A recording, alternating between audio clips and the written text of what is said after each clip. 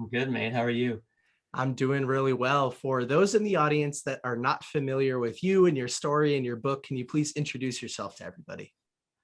Well, as you said, my name's Joel, as we just joked, not Joel. And I wrote a book called Getting Naked, which is a book about a startup that I had for underwear called Naked Underwear.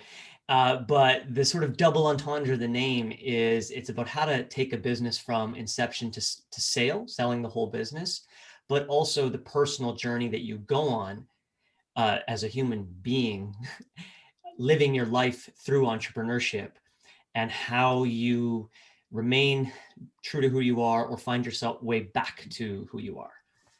Yeah, I like it. The subtitle of the book, The Bare Necessities of Entrepreneurship. And quick funny story for you, I guess, before we dive into some juice here. I love to differentiate my book reviews, and I considered doing it in just my underwear. So I didn't do it, but there's another guy in the book community, Mike at Underdog Books, and he always does crazy stuff like that. So you'll have to get him a copy of your book, and maybe he'll do a book review in his underwear. that's that's like one of the stories, like for, oh gosh, 8 years, the better part of 8 years, people had just called me the naked guy. And whether it was like Dragon's Den, which is your guys' Shark Tank, or whether it's some sort of media appearance, everyone always asks me to strip down.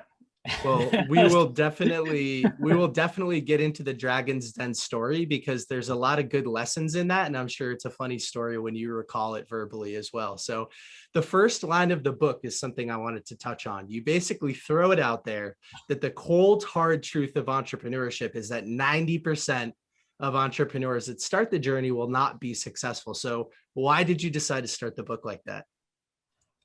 Well, I actually originally hadn't started the book like that. And my co-author, Ben Coles, is like, you need to really get them hooked on this reality that they need to read this book. You are the solution to that problem, right? And sometimes we don't always think about that when we're writing a book or writing a blog or doing a podcast. It's like, what problem are we solving for people? And the problem I'm solving for people is that there's that gusto. I once went to the Development Bank of Canada, called the BDC, and they said literally, like, people come in here with a business plan that has pizza stains on it from a night of drinking and eating pizza and brainstorming, and think we're going to give them money, right? Yeah. And so the point of that is that we all have really good ideas, that deserve, I believe, to be in the world. We deserve to realize our dreams as entrepreneurs. But the reality is, if we don't run a good business, if we don't do things correctly and learn from our mistakes, we'll be punished in the form of, a failure, or maybe better put, an iteration. In other words, this idea in and of itself didn't work, but if we tweaked it and iterated it, maybe we got it to a place that was successful. But it's not supposed to be negative, Nick. It's it's like this like the Stockdale paradox. Have you ever heard that? I don't actually. I don't think so. I think I got the name right. And it was this general who was captured in the Vietnam War. And he, as a prisoner of war, had to frame optimism and positivity in the reality of his situation. In other words, he believed he would find his way out of this situation, but he couldn't say when. He couldn't set the expectation, I'm getting saved tomorrow. Mm-hmm. He had to find that. And that's really what the spirit of that is, that, you have to be, this isn't about negativity. You have to be optimistic, but you have to have realism inside of that to be successful as an entrepreneur. No, I love the balance, and I think it's very important that you threw that out there at the beginning of the book. I mean, you said in the book too that you've read hundreds of business books or hundreds of books in general, and a lot of these startup books, the authors are out of touch with the reality of startups and entrepreneurship. It's tough, and the only other book that I can really think of, and I've read hundreds of them as well, that addresses this in the beginning of the book is the E-Myth Revisited by Michael E. Gerber.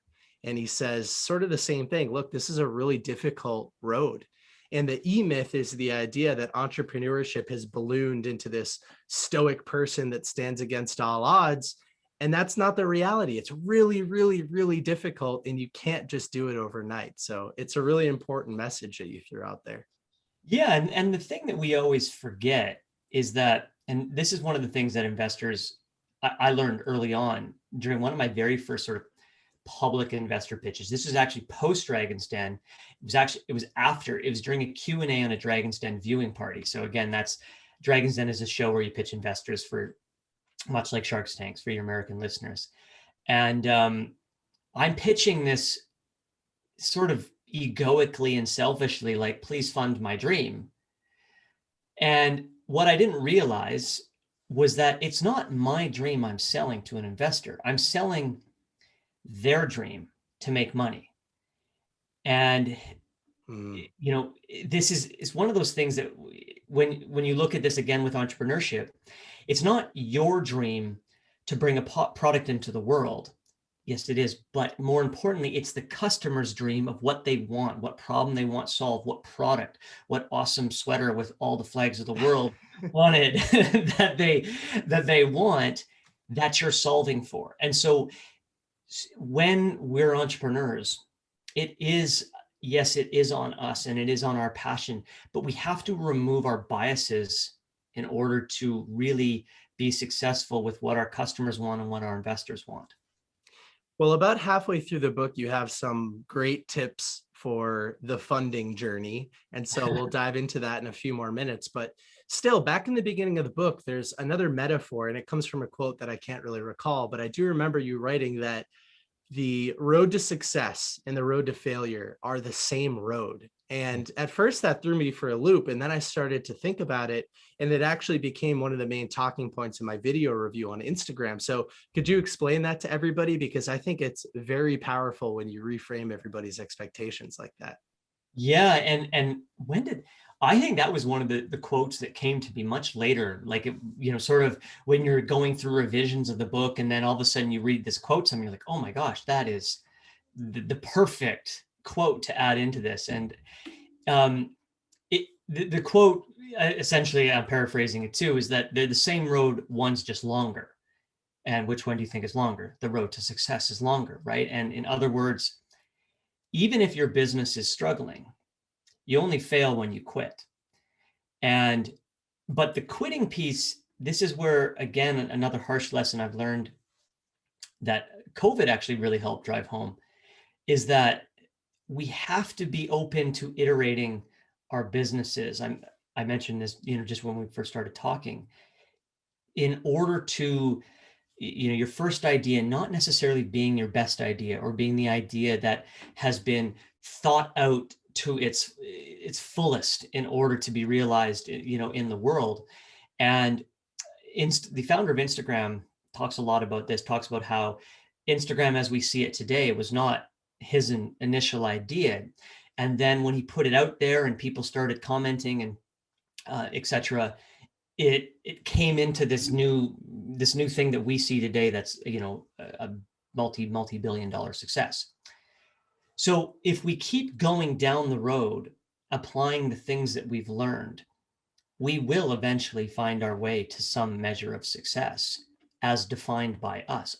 That does not mean you're going to be Jack Dorsey or Mark Zuckerberg, but it does mean that you can achieve that if you keep going. And that, as I've always said, it is the journey of our lives. You know, we don't have a choice but to keep going down that road, right? We're still going to go, and whether or not we take a detour, you know, we're going to find our way back to that same place. And so the only failure is leaving it entirely and saying, I'm done. I think. Yeah, no, I agree. My mind works in metaphors, and I teach in metaphors a lot of the time. And that road metaphor, it's the first time that I had ever read about it in a book. And I can picture so many different ways that you could use that metaphor to help describe entrepreneurship to somebody who's just beginning. I mean, for book thinkers, I wish somebody told me, and they probably had, and I didn't listen, but I wish somebody told me how difficult it was going to be, and how many different product iterations we would have, and how many different ways we would try to monetize this business. We have pivoted so many times. Yeah. And here we are with a podcast. We didn't start the podcast for years into this journey. Yeah. So the iteration piece is very important, and I'm happy that you talk about that in the beginning of the book as well. There's one other thing right out of the introduction that I'd like to have you sort of summarize for everybody, which is this salt story, because I love, just like you, I was very foolish when I first started this journey, and I think it was almost required. I mean, Yeah. I'm so happy that I was foolish, because if I wasn't so ignorant, to use a different word, I probably wouldn't have started this journey in the first place. Yeah, and this is one of the challenges that I see in our world today, where, before it was our parents and our teachers who told us what we can and cannot do. And now we live with that inundation every day. Mhm. Who's better than us, or inadvertently, right? Through social media, through people's posts of they're traveling more, they're living their best life better, and all that different stuff. And it kind of mirrors back to us this sense of not being good enough. And that not being good enough is actually the starter. It is in part the fuel that we can use to go explore, and be curious about our lives, be curious about our potential, be curious about where we can find ourselves in our life. And so if we knew everything when we started day one, well, some stuff we just wouldn't start, right? If book thinkers as an example, if somebody told you how hard it would be, you might be like, oof, maybe that's not the right idea. But that foolishness, that ignorance, to borrow your word, gives us the space to feel fearless in approaching this idea.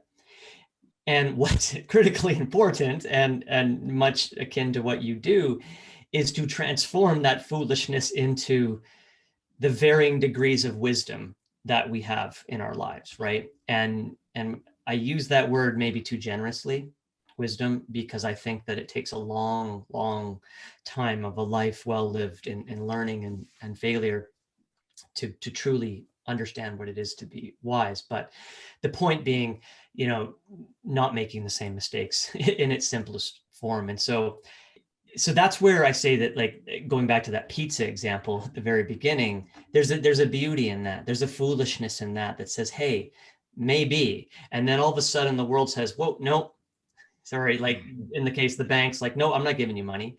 And that begs the question, do you want to keep going? Every time you bump up, it begs the question, what do I need to learn to do better? And do I want to keep going? And so, we transform that foolishness to a place of knowing on our journey. And through that, that's where we can find our success. And the salt story, if you wanted me to summarize I that, would, yeah. is I had wanted to summarize the metaphor of the water too, because we are talking about these journeys, and I thought the river metaphor to the ocean was a great one. Maybe we get to it at the end, but it's in the book. And the salt story was one I read in a book called A Gentleman in Moscow. Have you read that book? I have not, but I've heard of it. It's I don't even know if I'm saying his name right. Amor Taulis. He was a banker turned writer, and it's about this sort of Russian prince, if you will. He's not a prince. But he's a man of high stature, and he kind of speaks out against the government or supports someone who does, and he gets banned, or what is it? He's put on house arrest in a fancy hotel, and he lives almost the entirety of his life in this hotel.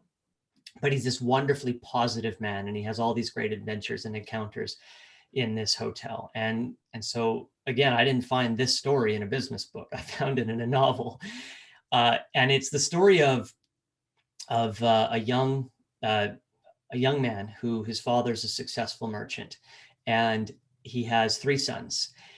And the youngest of the son, well, the older two sons are given these beautiful ships, and they're allowed to go embark on their own quests to become men and make names for themselves. And they're given everything.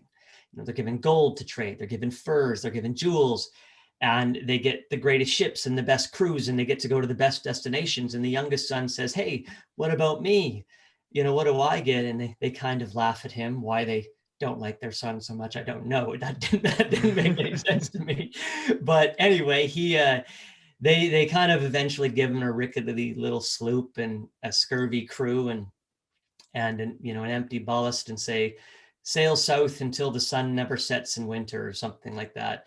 In other words, sail to where we doubt you're going to find anything. And so, you know, that sets the stage for this young man who has been called to action, if we borrow the hero's journey as an example. And he's going out to find his destiny, and he doesn't have much, but he's determined. And he comes across an island on the way that has salt. Now, salt, as all of us know, as from his home country, is plentiful. So he doesn't, it's not a commodity that has any meaning to him, not just like it would to you and me, Nick. But because he has nothing, he decides to take this salt and he fills the ballast of the ship with it. And so now he's got all this salt and he keeps sailing, and all of a sudden he does come across a kingdom. And in this kingdom, he goes and he goes to the king, and the king says, "What do you have to trade?" And he says, "I have all this salt." King says, "I've never heard of it. See you later." Well, you know, not to be denied, the young man visits the kitchen that night, and knowing how salt tastes, he sprinkles salt all over the food. And the king that night at dinner is like, "Why does the tomatoes taste better and the mutton tastes better and everything tastes better?" And he goes and asks the chefs, and they have no idea. They said, but the young man came in, and at the end, the young man ends up going back to his kingdom with, you know, a pound of gold for every pound of salt that he had brought with him. And the point of that story from a marketing standpoint is that, you know, he found what was called product market fit. So he went out and he found this product, and he found the customer that was looking for this product. He found a market that needed this product. And even though they needed it at first, much like all our business ideas, the customer didn't realize they needed it. And so he had to convince them they needed it.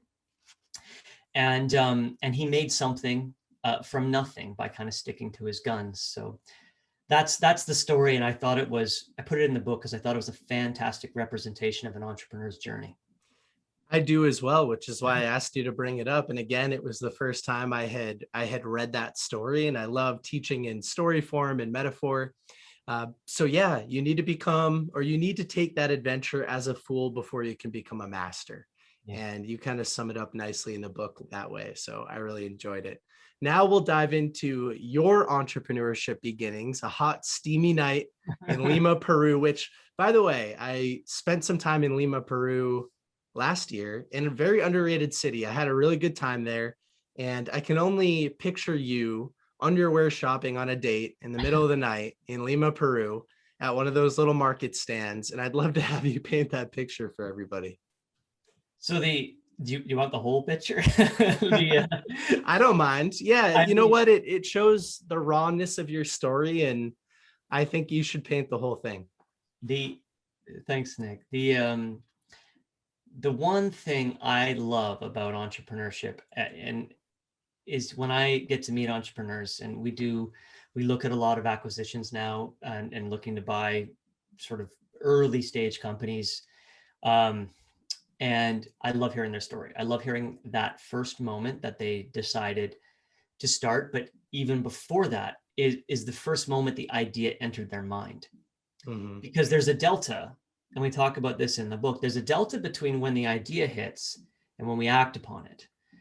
Rarely with me. I just usually just act on it. But I'm kidding. But so, and these ideas, they come in the most amazing places and unexpected places. And I always push people to go out and live their lives and see what ideas come to them versus trying to just jam an idea into the world because you think you need to do something. I think that the world will always give you great ideas. And so I'm in Peru trying to film a travel film with my brother, and we're at this nightclub, and I was like a disciplined long distance runner. So I was like naive as anyone you could imagine at 21, like I'd lived under a rock. And so we're in this nightclub. It's one of the first times I'm ever in a nightclub, and we're having a good time. And I see my brother, and he's like making out with all these different people. I'm like, is that like, what's happening here? This is so strange. And turns out everybody that he was making out with was a prostitute, and they were trying to elicit his services, or vice versa. I don't know, and all, but we didn't have any money, and so whether or not he wanted to, partake in nefarious activity or not, he was going to get himself into some trouble, and so we had to get out of there, and so we left like literally. I like put a lasso around him if I had one, and we dragged him out of this nightclub. And now we're out in the streets, and we wanted to kill some time. And so I started walking this market, and I found some underwear, and I needed some. I'd been on the road for 3 months, and like, you remember, Nick, like now you probably travel with like a bit of comfort, but some of those first trips probably were a bit, And so like I had like 3 pairs of underwear from home that were all trashed. And so I needed it, right? And then I bought this stuff, and I was like unbelievably amazed with how soft it was. And all of a sudden my wheels start turning. It's like, wow, there's this amazing fabric. It's called Pima cotton. And then I hiked up Machu Picchu in it, and I didn't love how it performed. And so my mind started spinning. Is like, how do I take the performance fabrics I was used to as a runner and marry them back to this really soft fabric and create something that was so comfortable you couldn't feel it, called Naked. And that was, we're talking over a period of months, that idea matured in my mind. But I actually instinctively, that first night, I bought 3 pairs that I didn't even touch. Just instinctively. It's just like, I don't know why I did this, but I did it. And I love hearing that when entrepreneurs share their version of that story, when they just didn't know why, they were just instinct. Like, what was yours? Like, when you started BookThinkers or another company, was there like an instinctual moment for you? Sure, I'm happy to detail it. So I was towards the end of my college experience. I had been a very average student or below average student in college. I went to the University of New Hampshire. And I loved partying. I loved hanging out with my friends. I loved the gym. I loved playing basketball. I knew I wanted to be successful in life. I had amazing parents who were very capable, and I was just very average. And so I took a sales internship going into my senior year. And over the summer, I started working at this software company. And I had developed some sort of rapport with the director of sales at the company. And so we hung out and we talked a lot about business and life. I took a couple business trips with him where we would talk for a long time.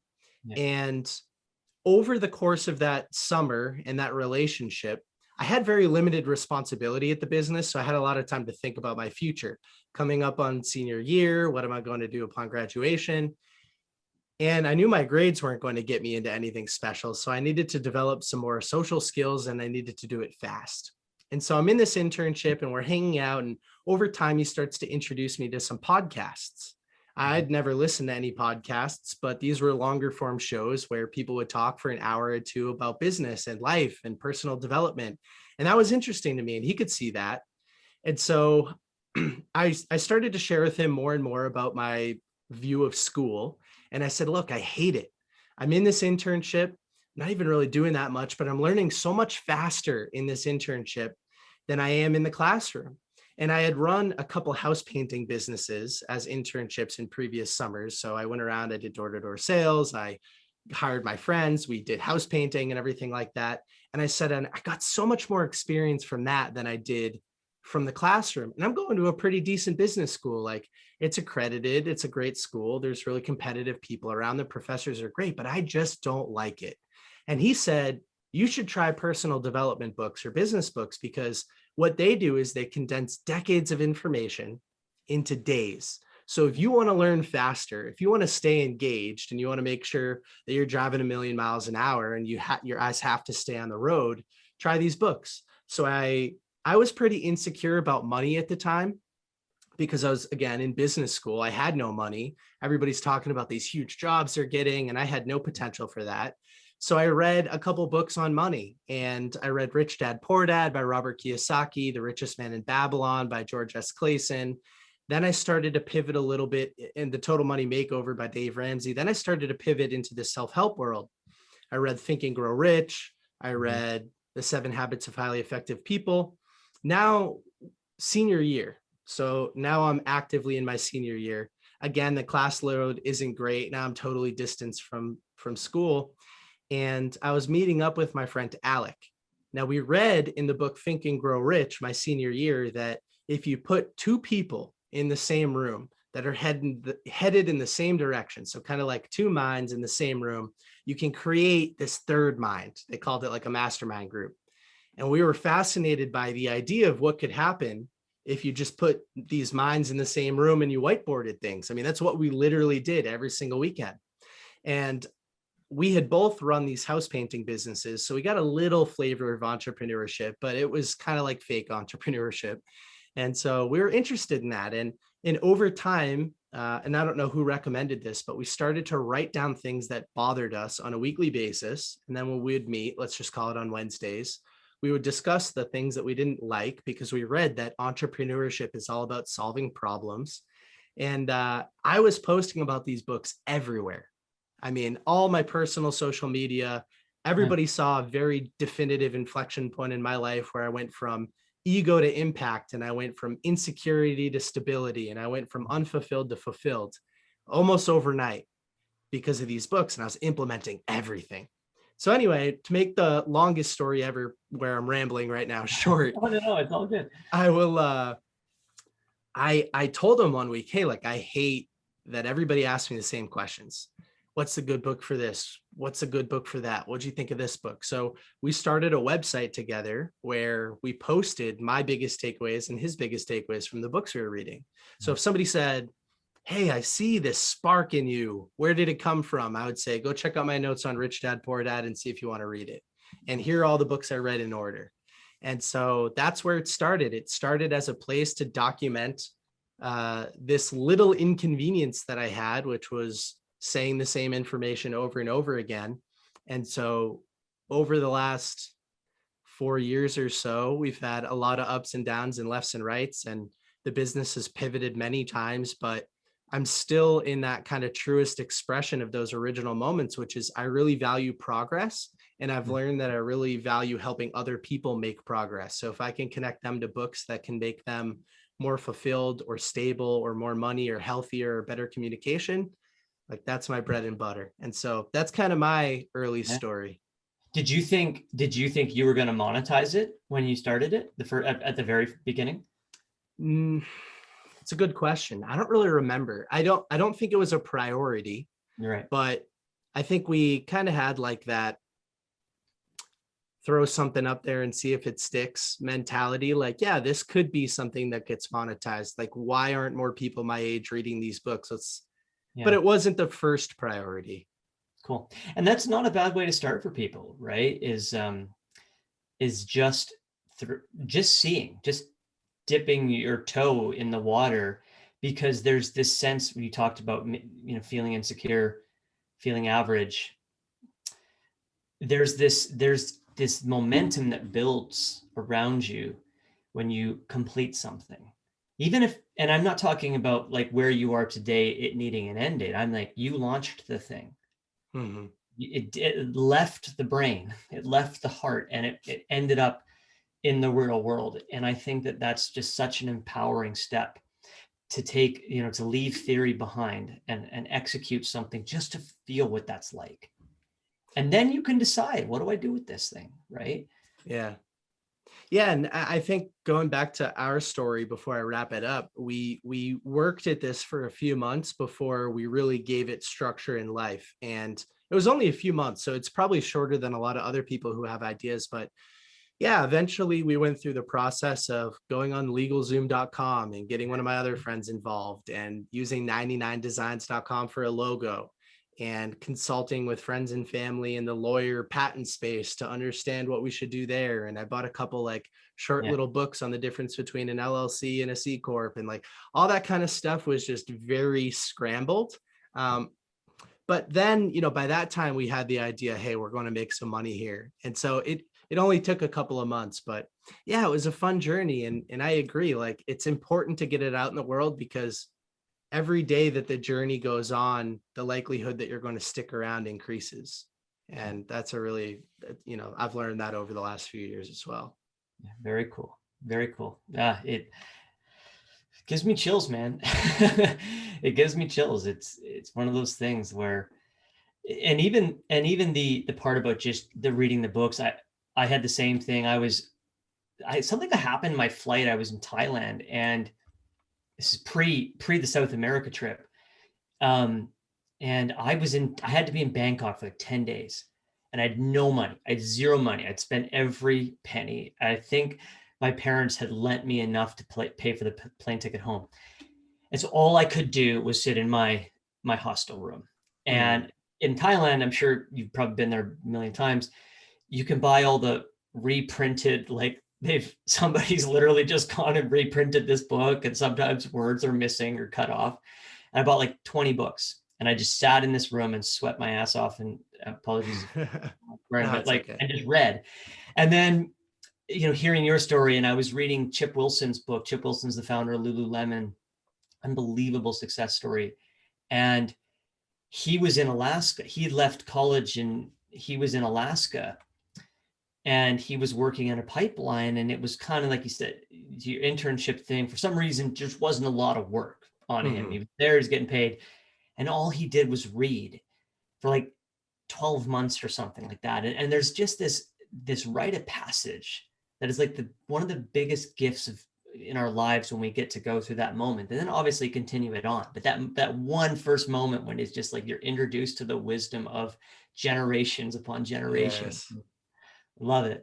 Yeah, and that moment for me was similar to yours. I mean, I had started that position and I didn't have a lot of work, and there was a Barnes and Noble that was probably a 20-minute drive. And I remember on one weekend or lunch break, I went over there and I got that stack of books that I had just mentioned, those 5 or 6 books, and I spent most of my days reading. I really did. It's so crazy to me. And if somebody stopped by, and I had a little office in this building, if somebody stopped by and asked me what I was doing, which didn't happen very often, I'd say, listen, I'm new to the space. I'm educating myself, kind of sharpening the saw, as they would say, as Stephen Covey would say in the 7 Habits, which I probably learned right in real time. And it's so true. Like you become aware of this world that you didn't even know existed. It's very powerful. So because we probably have a lot of people excited, and maybe they've had ideas that they've been germinating on for a little while, uh, what recommendations do you have? Like, when is it time to start to execute against the idea that you have? That's I talk about, like, as I've gone through my own life. Now I'm a father, and um there's different seasons in our life, right? And each one of those seasons has obviously a different flavor. And I always say that whether or not whether you just dive in, or how you crawl into this idea, or you jump in or sprint in or whatever, is circumstantial to where you are in your life and your risk tolerance.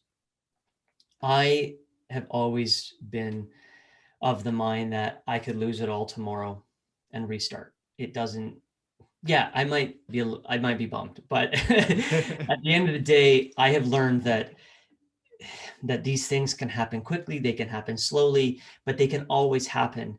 And it's never too late to start or restart. So I'm sort of, the point of that is I'm sort of fearless in always kind of jumping in when I like something.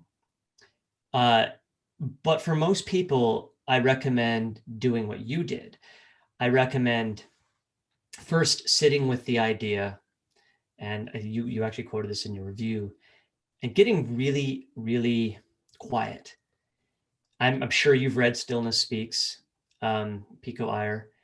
It's I a great. haven't actually. It's like it's one of those TEDx books or TED books, and it's super short. And there's a great TED talk from him on the same subject. And he talks about this idea of stillness, not specifically meditation, just being still. And this is something I think we don't do enough. And when we do it, because meditation, thinking about the law of attraction is very intentional for a lot of us. There's often an objective involved. And when I'm talking about stillness, I'm talking about no objective. I'm talking about just being quiet and just sitting with that idea to see what comes up in your mind. What are the fears? What are the insecurities? What are the hopes? What are the dreams? What do you think the problems are going to be? You're not necessarily trying to think about those things. You're just, as they come, you're like, okay. And after a time, I feel like when I coach people, or they get to this sort of clear answer. Yes, I want to do this. And this is why I want to do this. And the why is really important. And because, as I say in the book, that why can be money, that why can be fame, that why can be, I just really don't want to work for somebody else. I just want to control my own schedule. That why can be anything, but it helps inform how you're going to approach this thing and how far you want to take it. And once you've done that, I call it taking a leap, or even just shipping something. It doesn't have to be perfect. It has to be out there so that you can test it, so that you can iterate it, so that you can gather feedback on it. We talk about how many versions of the iPhone, how many iterations on a product. Over time, the thing becomes that mastery, right? But in the beginning, it doesn't have to be. And so many people, I feel, get caught up in the fear of it needing to be perfect before they jump into it. Just right. It will never be just right. So take as much of a risk when you've got to that place as you're willing to take. For some people, that's forming the LLC.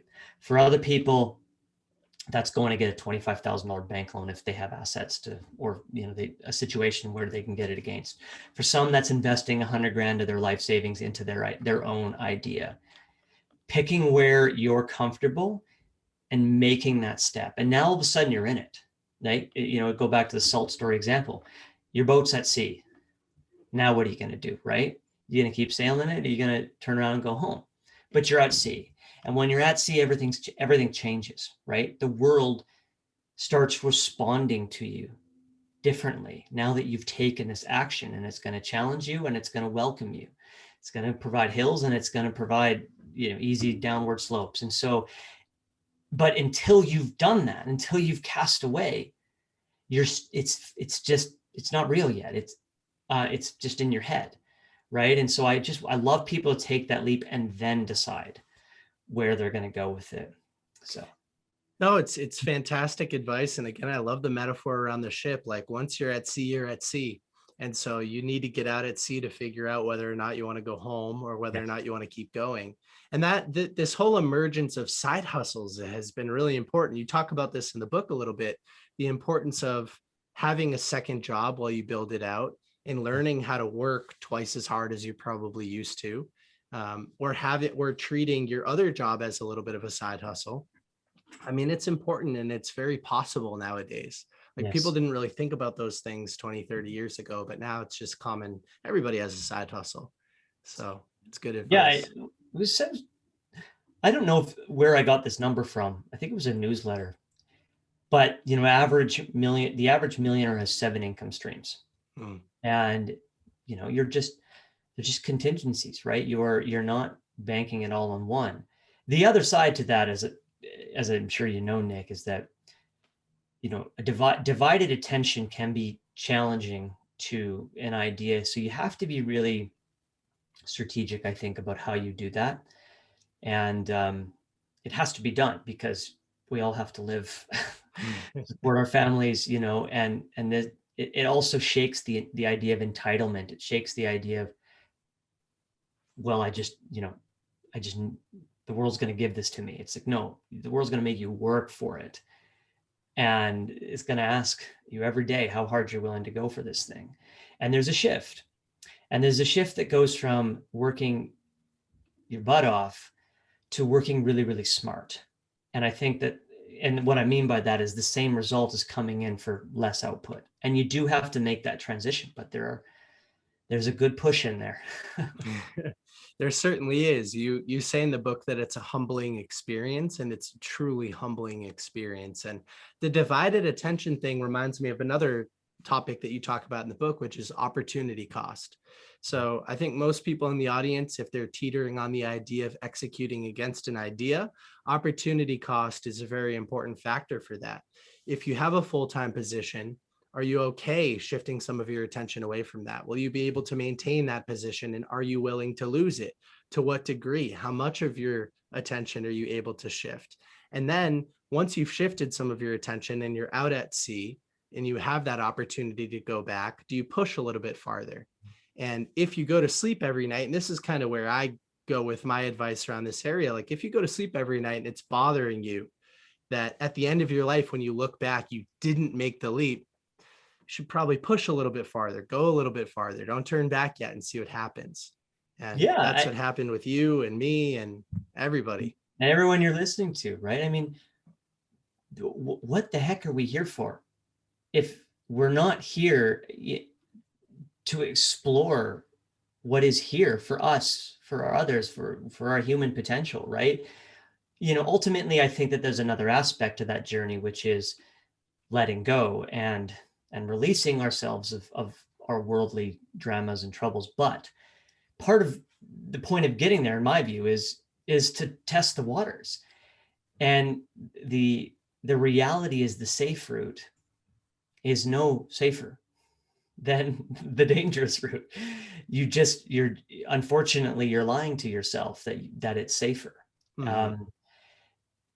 But to that point, it's to be content and at peace and happy with whatever route you choose is the most beautiful part. But I do meet many people who have this desire still burning inside them, and it's gonna burn until you let it out. It's not gonna it's there. It's your heart's calling. Yeah. And I just want people to feel comfortable, or not comfortable is not the right word, feel empowered that they have, even if they feel average or whatever else, and borrowing that again, but to go after it, because all of us feel that. You felt average. I've struggled with insecurity and anxiety and depression for years at different times in my life. But here I am. These things don't have to block us. And that's what I want for people to just follow their hearts. As you're driving down that road and there's a blockade in front of you, you've got to figure out how to get over it or around it or do what you got to do, get unconventional. Mm-hmm. So we've flown through our time so far, and there are tons of other questions that we sort of left unanswered that I had written down, which is totally okay because we expanded on a lot of things I didn't think we would. And I'm happy that we did. To give some closure to the podcast, though, we did mention a couple of things that I want to make sure we go back and touch on. One example of that is the Dragon's Den experience. So to kind of fast forward your journey, you end up going into business with a friend and you name it Naked. You have this struggle to get the actual trademark and name Naked. You do it and you go to Dragon's Den. So what happens then? Right. So, this is a good example of taking a leap. And as I say in the book, maybe I leapt too far. David Dida, in his fantastic book, The Way of the Superior Man, talks about living on your edge. And living on your edge is where all the magic happens. But if you go past your edge, that's where you fall off the cliff. Mm-hmm. Another metaphor for you. And if you're not there, then you don't have that exhilaration of being on the edge, right? And so the story sums up to not understanding my business and being punished for it on national TV, in front of millions and millions of people. And what it came down to was, I went on there and I thought that my idea and who I was as a human was good enough to convince a savvy angel investor or a shark, depending on how you want to describe it, to hand me over some money. And I didn't understand how ownership is valued inside a company, how much money, 100 grand, would buy them what percentage of my company and how they would value that. I didn't understand that. I didn't understand the true potential of my underwear business as related to the value of the underwear business in Canada, in America, globally, and realistically how much I could capture of that, right? Because that underwear business is broken up into different sectors. Some of that's men, some of that's women, some of that's premium, some of that's et cetera, et cetera. And so I just was like, I was standing there in my underwear because the producers, I had to do it in my underwear. And I'm just taking shots in the head of, this I don't have the answer to, that I don't have the answer to the point where they call me delusional. And I'm just taking a wild ass guess. And it was true.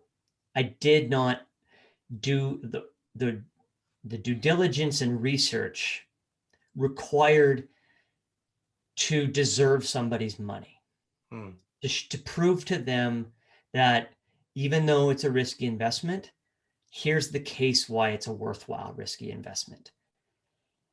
And I, in the book, suggest that everybody deserves that, including love money, which is family and friends, which is usually the first money in. They deserve the best possible pitch and understanding from you, the entrepreneur. Not just the, hey, it's a great idea. Of course it is. But how are you going to execute? Because execution of the idea is everything in business. What is Google's like the 18th search engine? They did it the best. Name the other 17 before it, right? I mean, what? You can probably name 2 of them, right? So that's the point, is who does it best is who wins, not who does it first, and not who has the idea first. Well, as a big fan of the show Shark Tank, I can picture you there. I don't know why I haven't gone back and watched the episode yet, but I know it's available, so I could go back and watch that, right? You could, I think. I think you could, yeah. I'll go find that after, and maybe we'll throw a link to it in the show notes, because what you did was you leveraged that embarrassment and you leveraged the lessons that they taught you, and you moved forward and you turned into a success. So I know we've got a hard stop in a couple of minutes. Can you take a minute and sort of sum up some of the other general lessons that people might learn in the book, where you are today, and how people can get in touch if they want to learn a little bit more about you or your book? Yeah, I'll bring that point back to the one you just made, back to the road metaphor that we talked about at the beginning. And if you just keep going down the road, the difference between success and failure. This isn't kudos to me. There's a whole aspect of my insecurity and ego that propelled me forward after that Dragon's Den failure. That's another podcast entirely. But the point was, I didn't give up. I took the lessons. And what ended up happening was, well, when 3 million people see you go out there, you've taken the leap, your ship has set sail, somebody might like it. And that's what happened for me, is some people did see the show despite my getting roasted, and said, hey, let's take another look at this in a non-boiler room atmosphere.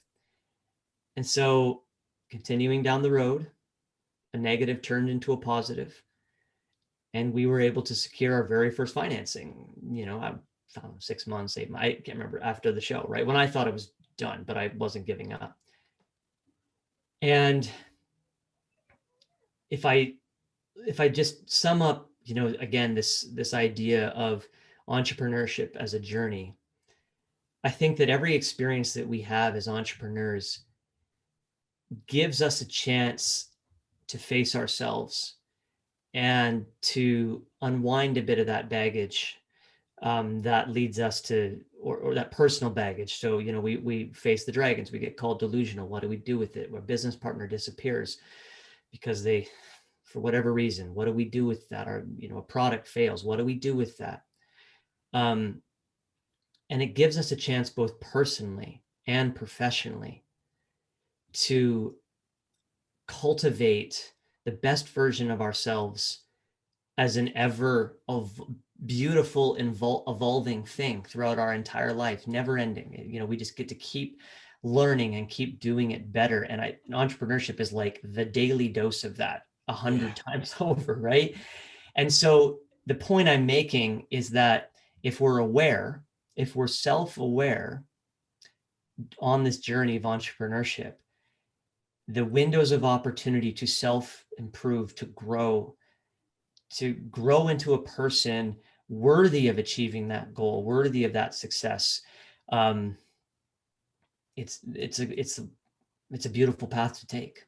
So it is. I love it. And so for people that want to learn a little bit more about you or the book, they're interested, they're on the hook, they love these stories, what can they do? Where should they go? Right now, it's just available on amazon.com.ca. Eventually, in the next couple of months, we'll be rolling out in Barnes and Nobles, Chapters, Indigo, etc. But right now, amazon.ca.com, the bare necessities of entrepreneurship and startups, getting naked. You can go to my website, joelprimus.com, /book/ you'll see all about the book there. And on Instagram, that's generally where I hang out. Well, I really enjoyed our conversation today. I think we see things in a very similar way, and I'm sure we could unpack travel stories and entrepreneurship horror stories all day long. So thank you for coming on the show. It was a pleasure, and I'm sure we'll be in touch soon. You too, Nick. Thanks.